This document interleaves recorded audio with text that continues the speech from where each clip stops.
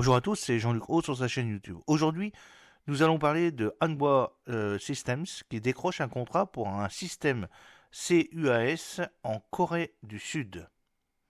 Selon les informations fournies par le quotidien économique coréen, Hanwha Systems a signé deux contrats d'une valeur d'environ 35 milliards de yuan, c'est-à-dire 26,9 millions de dollars, avec l'administration du programme d'acquisition de la défense de la Corée du Sud pour la défense intégrée par drone dans les zones critiques.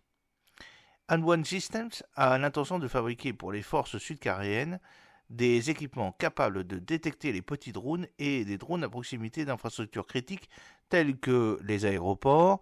Le système comprendra des brouilleurs destinés à perturber le signal de commande et de contrôle des fréquences radio, ce qui permettra de détourner les objets volants ou de les faire écraser. Il s'agit du premier déploiement d'un tel système dans le pays. En outre, Hanwha Systems prévoit de fournir un système d'interception mobile dans le cadre de ses efforts de normalisation et d'amélioration des systèmes anti-drones, tout en élargissant sa gamme de produits en vue d'une exportation potentielle. Le marché mondial des antidrones connaît une croissance rapide compte tenu de l'augmentation des attaques de drones dans les zones de conflit à travers le monde, a déclaré le directeur général de l'Agence européenne pour la sécurité et la santé au travail, l'ESA.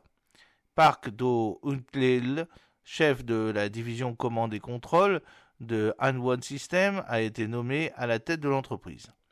Hanwha Systems s'apprête à livrer 22 ensembles de systèmes de brouillage de drones dans le cadre d'un contrat de 30 milliards de won visant à détecter et à neutraliser les drones dans les zones critiques telles que le centre de la zone métropolitaine de Séoul et les aérodromes de l'armée de l'air. Cette initiative répond aux besoins urgents de ces installations. L'année dernière, des drones nord-coréens ont violé l'espace aérien de la Corée du Sud. L'un d'entre eux est rentré dans la zone d'exclusion aérienne autour du bureau présidentiel de Séoul, ce qui a incité les forces sud-coréennes à déployer des avions de chasse et des hélicoptères d'attaque, mais sans succès. Le système de brouillage de Hanwha Systems se compose d'un radar de détection, de caméras thermiques, électro-optiques et infrarouges, d'un brouilleur et d'une console intégrée pour les opérations. Dans le cadre d'un autre contrat de 5 milliards de dollars, l'entreprise doit fournir 33 ensembles de systèmes montés sur des véhicules militaires pour brouiller, capturer et intercepter des drones d'ici décembre 2024. Les systèmes anti-drones fournis par Hanwha Systems devraient faciliter le partage d'informations sur les cibles entre les forces sud-coréennes.